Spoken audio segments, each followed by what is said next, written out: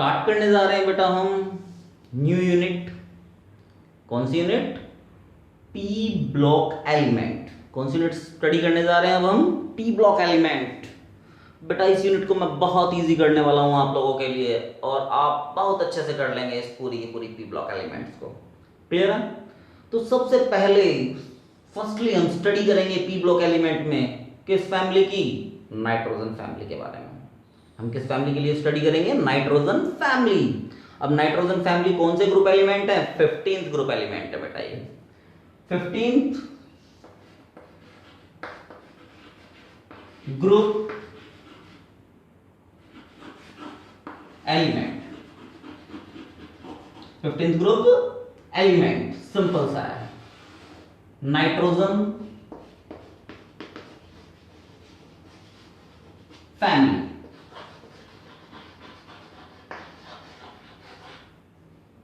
Nitrogen family simple सा है। तो बेटा अब हम स्टडी करेंगे किसकी? नाइट्रोजन फैमिली की 15th ग्रुप एलिमेंट। तो सबसे पहले नाइट्रोजन फैमिली में कौन आया बेटा? Nitrogen, phosphorus, arsenic, antimony and bismuth.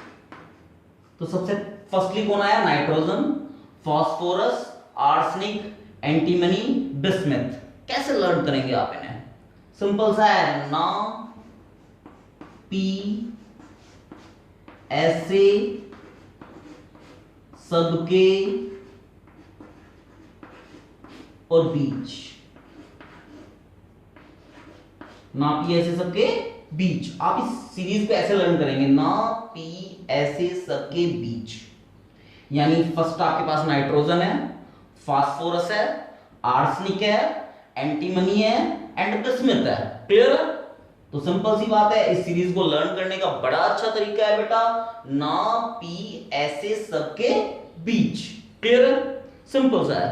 तो बेटा ना पी ऐसे सबके बीच, इससे आप लर्न कर लेंगे। अब जरा देखिए, अब मैं इसके एटॉमिक नंबर लिखना सिखाता हूं। क्या लिखना सिखा रहा हूं? Atomic number. यानी ये नाइट्रोजन हो गया, ये फास्फोरस हो गया, ये आर्सेनिक हो गया, ये एंटीमनी हो गया बेटा, और ये क्या हो गया? बिस्मथ। सिंपल सा है। तो सबसे पहले आपने स्टडी कर लिया ना पी ऐसे सबके बीच। अब हम स्टडी करेंगे इसके अंदर इसके एटॉमिक नंबर लर्न करने, कैसे इसके एटॉमिक नंबर ऑटोमेटिकली निकाले जा सकते हैं। तो बेटा जो लास्ट वाला एलिमेंट है उसके आगे 32 लिख दीजिएगा, फिर यहां पर भी 32, यहां पर 18, 8, 8 ऊपर 2, यानी वही मैजिक नंबर 2, 8, 8, 18, 18, 32, 32। सिंपल सी बात है, लास्ट से स्टार्ट करेंगे क्योंकि कई बार हम ऊपर से स्टार्ट करते हैं तो गलत भी हो सकता है, लेकिन हम लास्ट से स्टार्ट करेंगे। 32, 32, 18, 18, 8, 8, 2। अब नाइट्रोजन का हमें लर्न है बेटा, नाइट्रोजन 7 होता है। कितना होता है? 7 एटॉमिक नंबर। तो सिंपल सी बात है, 7 में हम 8 ऐड करेंगे। क्या ऐड करेंगे? 8। 7 और 8 कितना हो गया बेटा? 15। कितना हो गया? फास्फोरस का जो एटॉमिक नंबर कितना आया? 15 आया। सिंपल सा है। नेक्स्ट 15 में जब मैं 18 ऐड करूंगा तो बेटा कितना हो जाएगा? जरा बताइए सोच के। 33। 33 में फिर मैं 18 ऐड करूंगा। देखिए बेटा इसके सामने 18 ऐड किया तो क्या आ जाएगा? 51। सिंपल सी बात है, 51 में मैं 32 ऐड करूंगा तो बेटा क्या आ गया? 83। यानी नाइट्रोजन का एटॉमिक नंबर कितना हो गया बेटा? 7। नेक्स्ट फास्फोरस का 15, नेक्स्ट आर्सेनिक का 33, नेक्स्ट एंटीमनी का 51 एंड नेक्स्ट बिस्मथ का 83। सिंपल सा है, आपने एटॉमिक नंबर निकालना सीख लिया है। इसमें एटॉमिक नंबर आप निकाल चुके हैं इसके अंदर और आपने अच्छे से सीख भी लिया है बेटा। कुछ नहीं है इसमें, सिंपल सा है। नाइट्रोजन का फर्स्टली आपको पता होगा, फर्स्टली क्या पता होगा? नाइट्रोजन का 7 होता है। क्या होता है? 7 होता है। 7 के बाद आपको पता है 7 में आप 8 ऐड करेंगे तो क्या आ जाएगा? 15। 15 में आप 18 ऐड करेंगे तो 33 आ जाएगा। 33 में फिर 18 ऐड करेंगे तो 51। 51 में फिर 32 ऐड करेंगे तो 83। स्टार्ट कर रहे हैं बेटा। एटॉमिक नंबर आपने निकालना सीख लिया। एटॉमिक नंबर आप कैसे निकालते हैं? अब नेक्स्ट आपके पास एटॉमिक मास। बेटा जो नाइट्रोजन का एटॉमिक मास होता है वो 14 होता है। नेक्स्ट फास्फोरस का जो एटॉमिक मास है 31 है। नेक्स्ट आर्सेनिक का जो 30 जो एटॉमिक मास है वो 75 है। एंटीमनी का जो एटॉमिक मास है 121.75 और बिस्मथ का जो है 209। ये हमने राउंड ऑफ करके लिखा हुआ है बेटा। कैसे करके लिखा हुआ है? राउंड ऑफ करके लिखा हुआ है। तो सिंपल सी बात है, आप एटॉमिक नंबर के बारे में भी जान चुके हैं और एटॉमिक मास के बारे में भी आप जान चुके हैं। अब हम इसकी देखेंगे जर्नल इलेक्ट्रॉनिक कॉन्फ़िगरेशन। क्या देखेंगे? Journal electronic configuration. देखिए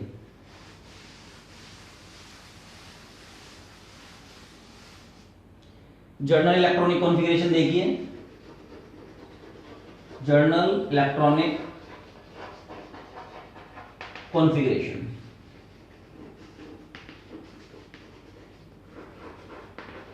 journal electronic configuration, journal electronic configuration होता है NH2 NP3।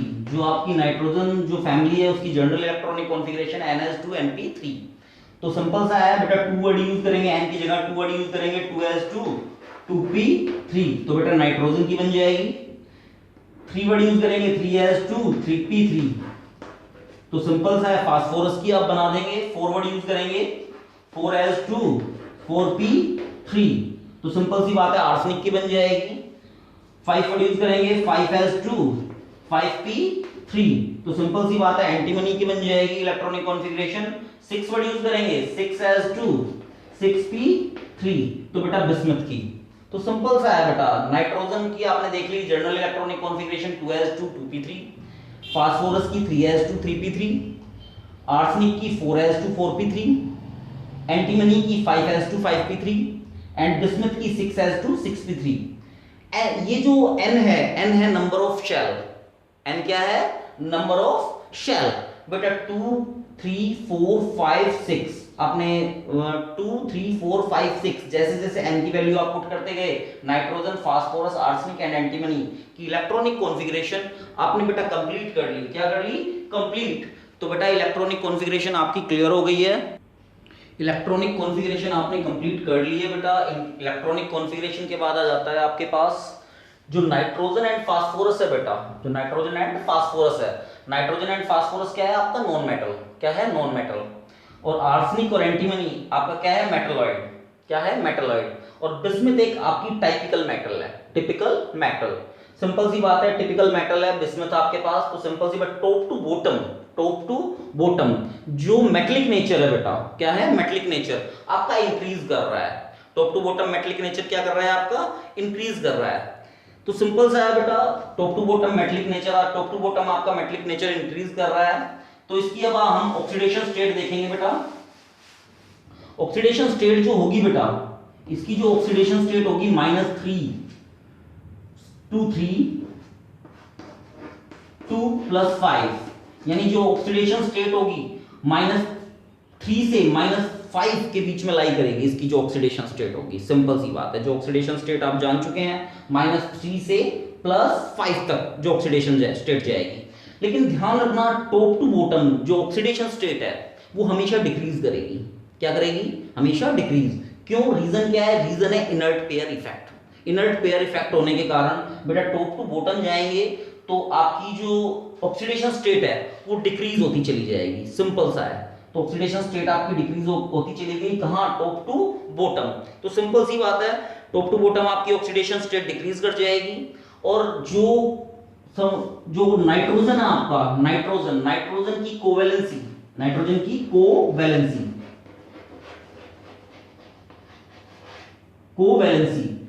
कोवैलेंसी कितनी होती है? 4। क्या होती है? 4। सिंपल सी बात है, जो नाइट्रोजन है, ये जो सारे एलिमेंट है इसमें जो नाइट्रोजन है बेटा, इसके पास d ऑर्बिटल अवेलेबल नहीं है। इसके पास कौन सा ऑर्बिटल अवेलेबल है? Only for p orbital. Clear है? इसके पास वैकेंट d ऑर्बिटल नहीं है, तो इसकी कोवैलेंसी कितनी रहेगी? 4 रहेगी। क्लियर है? तो सिंपल सी बात है, जो नाइट्रोजन फास्फोरस आर्सेनिक और antimony, nitrogen phosphorus and arsenic and antimony बेटा, इसके अंदर आप जान चुके हैं बेटा, इसकी ऑक्सीडेशन स्टेट के बारे में भी जान चुके हैं, नाइट्रोजन की कोवैलेंसी के बारे में भी जान चुके हैं। तो नाइट्रोजन की कोवैलेंसी 4 है। क्यों? क्योंकि इसके अंदर not availability of d orbital available नहीं है बेटा। नेक्स्ट हम स्टार्ट करने जा रहे हैं बेटा हम एटॉमिक साइज के बारे में। एटॉमिक साइज के बारे में, सिंपल सी बात है, what is atomic size. Atomic size top to bottom क्या करता है? एटॉमिक साइज आपको पता है बेटा, सिंपल सी बात है, इंक्रीज करता है। रीजन क्या है इंक्रीज होने का?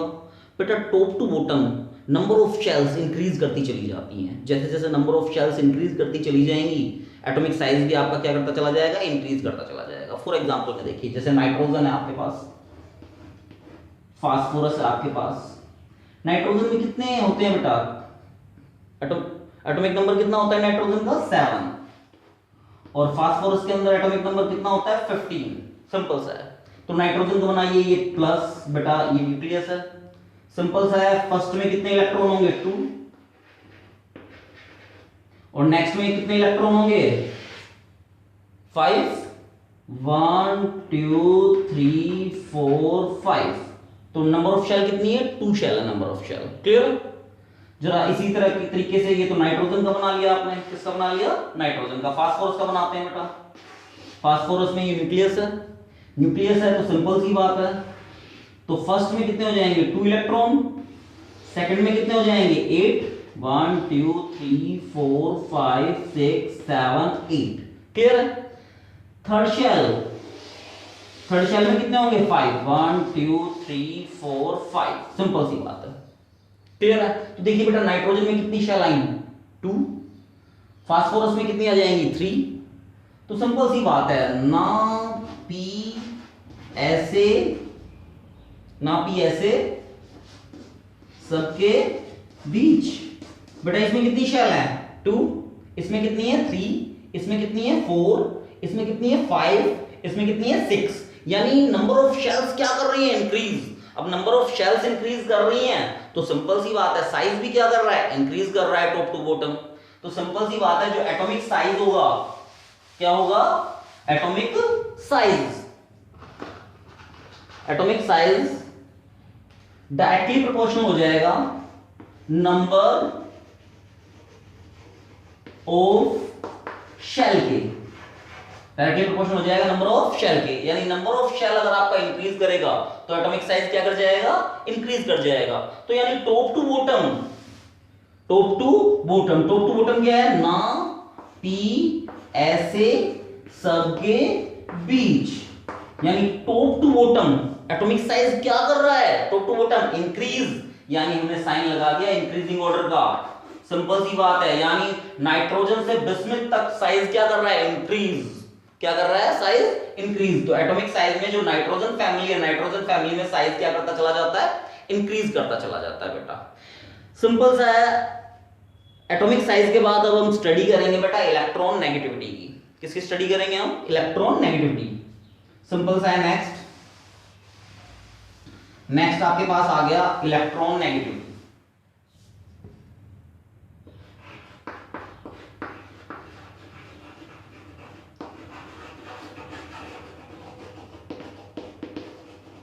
इलेक्ट्रॉन नेगेटिविटी सिंपल सी भाषा में समझिए। Electronegativity, to tendency attract electron, to tendency attract the electron. Simple सी बात है, क्या कर रहा है? कोई टेंडेंसी है इलेक्ट्रॉन को अट्रैक्ट करने की, बेटा उसे क्या बोला गया? आपकी इलेक्ट्रॉन नेगेटिविटी। सिंपल सी बात है, इलेक्ट्रॉन जो नेगेटिविटी है, इलेक्ट्रॉन नेगेटिविटी, वो बेटा इनवर्सली प्रोपोर्शनल होती है एटॉमिक साइज के। इनवर्सली प्रोपोर्शनल होती है एटॉमिक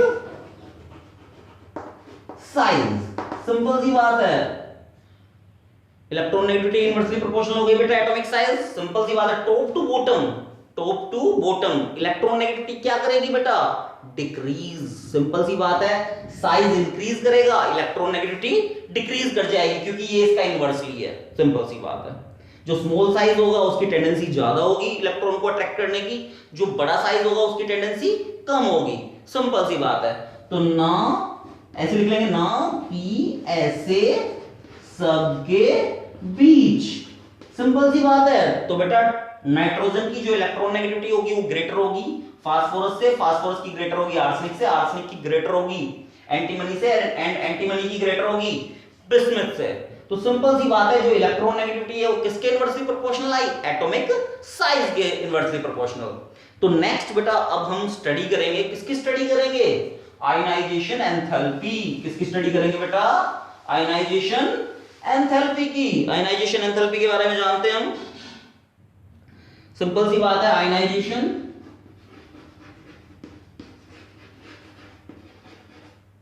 एंथैल्पी,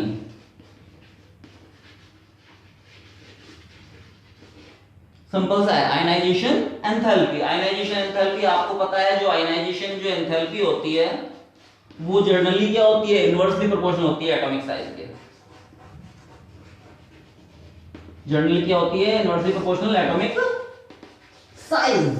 सिंपल सा है, यानी साइज अगर इंक्रीज कर गया तो आयनाइजेशन एंथैल्पी क्या कर जाएगी, डिक्रीज, और साइज डिक्रीज कर गया तो आयनाइजेशन एंथैल्पी क्या कर जाएगी बेटा, increase.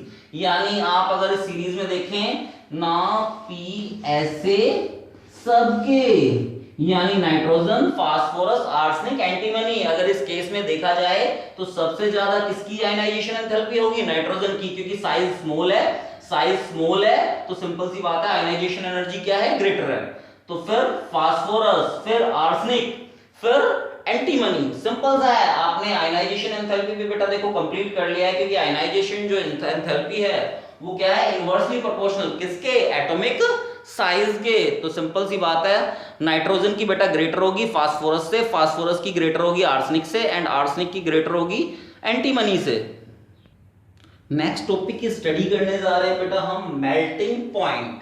Melting point, generally melting point top to bottom क्या करता है बेटा, जनरली जो मेल्टिंग पॉइंट है टॉप टू बॉटम इंक्रीज करता है। जनरली क्या करता है, इंक्रीज करता है।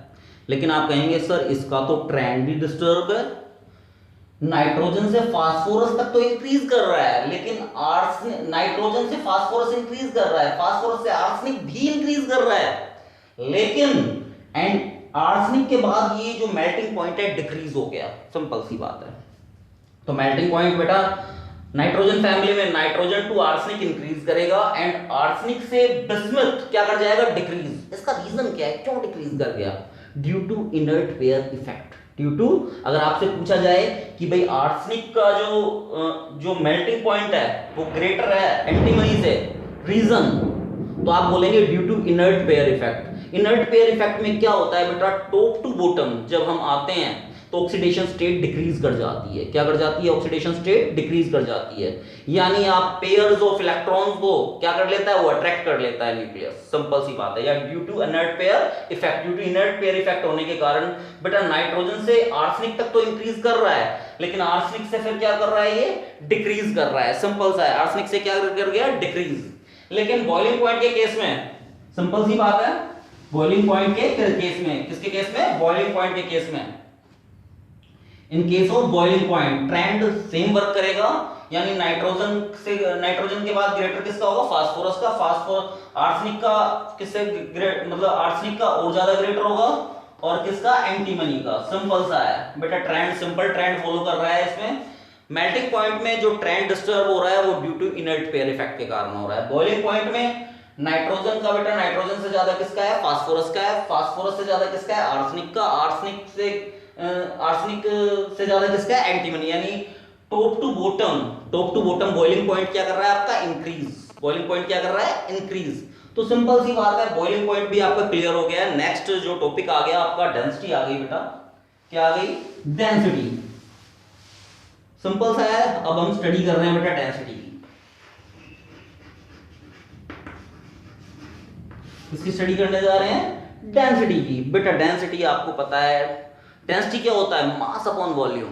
डेंसिटी क्या होता है, ये डेंसिटी है बेटा। डेंसिटी होता है मास अपॉन वॉल्यूम। डेंसिटी होता है आपका मास अपॉन वॉल्यूम, यानी मास आपका ग्रेटर होता चला जाएगा तो डेंसिटी भी आपकी क्या होती चली जाएगी, ग्रेटर। और वॉल्यूम अगर आपका इंक्रीज कर गया तो डेंसिटी क्या हो जाएगी, लेस। यानी सिंपल सी बात है बेटा, टॉप टू बॉटम डेंसिटी क्या करती है, जनरली इंक्रीज करती है। और यहां पर भी जनरली क्या कर रही है, इंक्रीज। यानी ना पी ऐसे सबके बीच, यानी nitrogen, phosphorus, arsenic, antimony, bismuth, यानी टॉप टू बॉटम डेंसिटी क्या करती है, जनरली इंक्रीज। तो बेटा जनरली इसने क्या किया, इंक्रीज किया। सिंपल सी बात है।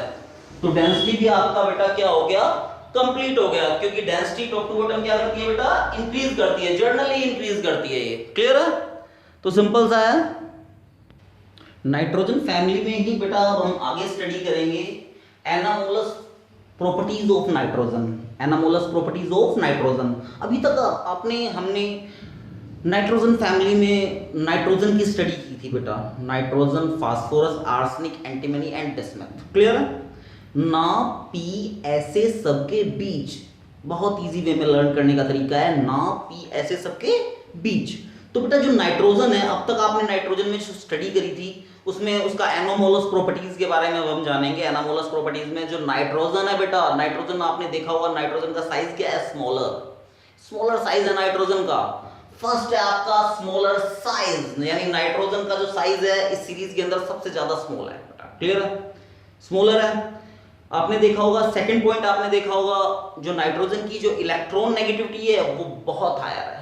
क्या है? बहुत हायर है। इस सीरीज में जो सबसे ज्यादा इलेक्ट्रॉन नेगेटिविटी है वो किसकी है? नाइट्रोजन की, क्योंकि नाइट्रोजन सबसे अपर है, लोअर क्या है? बिस्मथ है। सिंपल सी बात है। यानी जो इलेक्ट्रॉन नेगेटिविटी है वो आपको पता है इनवर्सली प्रोपोर्शनल होता है साइज के, यानी साइज इंक्रीज कर गया, इलेक्ट्रॉन नेगेटिविटी क्या कर गई? डिक्रीज। यानी साइज डिक्रीज कर गया तो इलेक्ट्रॉन नेगेटिविटी क्या कर गई? इंक्रीज। यानी आपकी इलेक्ट्रॉन नेगेटिविटी क्या कर गई? इंक्रीज। यानी नाइट्रोजन की हायर इलेक्ट्रॉन नेगेटिविटी होती है बेटा। हाई आयनाइजेशन एंथैल्पी होती है नाइट्रोजन की बेटा। नाइट्रोजन की आयनाइजेशन एंथैल्पी क्या होती है? High ionization enthalpy. सिंपल सा है। Not availability of d orbital, यानी नाइट्रोजन के अंदर जो डी ऑर्बिटल है बेटा वो अवेलेबल नहीं होता, क्योंकि साइज बहुत स्मॉल होता है। स्मॉल होने के कारण इसके अंदर डी ऑर्बिटल की अवेलेबिलिटी नहीं होती। सिंपल सी बात है। तो बेटा एनामोलस प्रॉपर्टी में आपने 4 पॉइंट जान लिए हैं। स्मॉल साइज स्मॉल होता है। साइज क्या होता है? स्मॉल नाइट्रोजन का। High electronegativity, high ionization enthalpy, non availability of d orbital. Fifth point जो आ गया आपके पास, nitrogen has unique ability p pi bond. Nitrogen के पास बेटा यूनिक एबिलिटी होती है। यूनिक क्या होती है? क्या होती है यूनिक एबिलिटी? यूनिक एबिलिटी होती है किसकी? पी पाई बॉन्ड की फॉर्मेशन की। सिंपल सी बात है बेटा। नाइट्रोजन दोनों बेटा जुड़ जाते हैं आपस में ट्रिपल बॉन्ड के साथ। किसके साथ जुड़ जाते हैं? ट्रिपल बॉन्ड के साथ, क्योंकि इसके अंदर पी ऑर्बिटल अवेलेबल होता है बेटा। तो सिंपल सी बात है, nitrogen exist in A diatomic molecule with triple bond. Triple bond के साथ बेटा ये डायटोमिक मॉलिक्यूल की फॉर्मेशन करता है। अब सिंपल सी बात है बेटा, इसके पास पी पाई बॉन्ड की फॉर्मेशन करता है बेटा जो अदर एलिमेंट्स होते हैं। अदर एलिमेंट्स कौन कौन से हैं जरा देखिए। अदर एलिमेंट्स हैं आपके पास, जरा देख लेते हैं। Nitrogen, phosphorus, arsenic, antimony and bismuth. अगर मैं इसमें से नाइट्रोजन को हटा दूं, किसको हटा दूं? नाइट्रोजन को। नाइट्रोजन कौन सी क्या फॉर्मेशन करता है? क्या यूनिक एबिलिटी है? पी पाई बॉन्ड्स बनाने की। बेटा इनमें से किसी एक के पास भी ऐसी कोई एबिलिटी नहीं है कि वो पी पाई बॉन्ड की फॉर्मेशन कर सके। यानी ना तो phosphorus, arsenic, antimony and bismuth ये पी पाई बॉन्ड की फॉर्मेशन नहीं कर सकते। ओनली नाइट्रोजन ही पी पाई बॉन्ड की फॉर्मेशन कर सकता है। सिंपल सा है। तो बेटा आप फिफ्थ एंड सिक्स्थ पॉइंट दोनों पॉइंट्स के बारे में आप जान चुके हैं। नेक्स्ट मैं जो बताने जा रहा हूं आपको, बॉन्ड एंथैल्पी के बारे में बताने जा रहा हूं नाइट्रोजन की। जो बेटा नाइट्रोजन की जो बॉन्ड एंथैल्पी होती है, क्या होती है? बॉन्ड एंथैल्पी बेटा वो वेरी हाई होती है। कितनी होती है बेटा? 941.4 किलोजूल मोलेकुलर्स। सिंपल सी बात है, बॉन्ड एंथैल्पी नाइट्रोजन की हाई बेटा इसलिए होती है क्योंकि साइज क्या होता है इसका? बहुत स्मॉल होता है। साइज स्मॉल होने के कारण जो आपकी बॉन्ड एंथैल्पी होती है वो हायर हो जाती है। सिंपल सी बात है। साइज किस कारण? ड्यू टू स्मॉलर साइज होने के कारण। नेक्स्ट आपके पास पॉइंट आ गया, nitrogen can not form D pi bonds, यानी नाइट्रोजन डी पाई बॉन्ड की फॉर्मेशन नहीं कर पाता। क्यों? रीजन क्या है इसके पीछे? इसके पीछे रीजन, बहुत अच्छा रीजन है इसके पीछे। इसके पीछे रीजन है बेटा, जो डी ऑर्बिटल है वो नाइट्रोजन के पास अवेलेबल नहीं होता। डी ऑर्बिटल नाइट्रोजन के पास अवेलेबल नहीं होता, इसलिए डी ऑर्बिटल की अवेलेबिलिटी नहीं होने के कारण बेटा डी पी पाई बॉन्ड की फॉर्मेशन ये नहीं कर पाता, क्योंकि नाइट्रोजन है वो डी पी पाई की बॉन्ड की फॉर्मेशन नहीं हो पाती उसमें। क्यों? क्योंकि जो डी ऑर्बिटल है वो उसके पास अवेलेबल नहीं है। सिंपल सा है बेटा। तो बेटा आपने बॉन्ड एंथैल्पी के बारे में भी जान लिया, नाइट्रोजन के बॉन्ड फॉर्मेशन के बारे में भी जान लिया, क्योंकि जो नाइट्रोजन है पी पाई बॉन्ड की ही फॉर्मेशन करता है, डी पी पाई बॉन्ड की फॉर्मेशन नहीं करता। इसका खास ख्याल रखना। तो सिंपल सी बात आई, ये 7 पॉइंट्स आपको क्लियर हो गए हैं। नेक्स्ट आप देखिए, नेक्स्ट पॉइंट देखिए, nitrogen bond nitrogen, phosphorus bond phosphorus, arsenic bond arsenic, antimony bond antimony and bismuth bond bismuth. Simple सा है, क्लियर। बट सबसे वीकर बॉन्ड किसका है? सबसे वीकर बॉन्ड है नाइट्रोजन बॉन्ड नाइट्रोजन का। सिंपल सी बात है, ये जो सिंगल बॉन्ड है ये सबसे ज्यादा वीकर है। रीजन क्या है इसके पीछे बेटा? Inter electronic repulsion. Inter electronic बेटा साइज स्मॉल है, साइज स्मॉल है तो इंटर इलेक्ट्रॉनिक जो रिपल्शन है, जो inter electronic repulsion, size small होने के कारण इंटर इलेक्ट्रॉनिक जो रिपल्शन है वो बहुत ज्यादा होगा बेटा। इसके अंदर क्या होगा? बहुत ज्यादा होगा, हाई होगा, ड्यू टू हाई इंटर। बेटा अगर इसका रीजन लिखना हो कि भाई नाइट्रोजन नाइट्रोजन का जो नाइट्रोजन बॉन्ड नाइट्रोजन ये वीकर बॉन्ड क्यों है, तो उसका रीजन लिखेंगे due to high inter electronic repulsion. Due to high inter electronic repulsion. Inter electronic repulsion क्या है? बहुत हाई है। बहुत हाई होने के कारण बेटा जो नाइट्रोजन बॉन्ड है वो वीकर है इन सभी से। सिंपल सी बात है। तो बेटा आपने anomalous property of nitrogen complete कर लिया है। अब नेक्स्ट हम टॉपिक के ऊपर चलेंगे बेटा। नेक्स्ट टॉपिक की हम स्टडी करेंगे। किस टॉपिक की स्टडी करेंगे नेक्स्ट हम नेक्स्ट आगे स्टडी करेंगे। नेक्स्ट टॉपिक स्टार्ट कर रहे हैं अकरेंस ऑफ नाइट्रोजन। क्या स्टार्ट कर रहे हैं हम? Occurrence of nitrogen. बेटा हम अकरेंस देखेंगे नाइट्रोजन की, फास्फोरस की और किसकी? एंटीमनी एंड बिस्मथ की। तो सिंपल सी बात है, नाइट्रोजन को कैसे आप एक्सट्रैक्ट कर सकते हैं? कहां से एक्सट्रैक्ट कर सकते हैं बेटा? 78% by volume of the earth atmosphere. जो 78% है जो नाइट्रोजन कहां पर है? आपकी अर्थ के एटमॉस्फेयर के अंदर 78% वॉल्यूम। ठीक है। नेक्स्ट आपके पास आ गया NaNO3 सोडियम नाइट्रेट। ये क्या है? Sodium nitrate. बेटा सोडियम नाइट्रेट को आप चिल्ली साल्ट पीटर भी बोलते हैं। क्या बोलते हैं? Chilli salt Peter. सिंपल सा है बेटा। नेक्स्ट KNO3 होता है, देखो बेटा पोटेशियम नाइट्रेट। इसे बोलेंगे पोटेशियम नाइट्रेट यानी KNO3 को क्या बोलेंगे आप? Potassium nitrate. बेटा इसे इंडियन साल्ट पीटर भी बोलते हैं। क्या बोलते हैं? Indian salt Peter. तो सिंपल सा है बेटा, आपने KNO3 के बारे में जान लिया और किसके बारे में जान लिया? NaNO3 के बारे में जान लिया। 78% बाय वॉल्यूम कहां पर? एटमॉस्फेयर। बेटा इट इज फाउंड, जो नाइट्रोजन है it is found in the form of protein in plants and animals. Protein in plants and animals. बेटा यहां से भी आप आकर कर सकते हैं किसको? नाइट्रोजन को। Protein in plants and animals. Clear? तो सिंपल सी बात है, जो नाइट्रोजन है, अकरेंस ऑफ नाइट्रोजन बेटा फिनिश हो चुका है। अकरेंस ऑफ नाइट्रोजन के बाद अब हम स्टडी करेंगे किसके बारे में? किसके बारे में स्टडी करेंगे बेटा? हम स्टडी करेंगे किसकी? अकरेंस की। फास्फोरस यानी नाइट्रोजन आपका खत्म हो चुका है बेटा। अब हम स्टडी करेंगे किसकी? फास्फोरस की। अकरेंस ऑफ फास्फोरस में बेटा फास्फोरस कहां प्रेजेंट होता है बेटा? एपेटाइड फैमिली में। कहां से आप उसे अकर करते हैं? एपेटाइड फैमिली से। एपेटाइड फैमिली क्या होता है? CH9 ब्रैकेट PO4 की होल 6 CaX2। बेटा इसे बोलते हैं एपेटाइड। क्या बोलते हैं आप? एपेटाइड। बेटा X क्या चीज है आपके पास? X है आपके पास फ्लोरीन, क्लोरीन एंड OH। अब X की जगह मैंने पुट कर दिया फ्लोरीन। क्या पुट किया?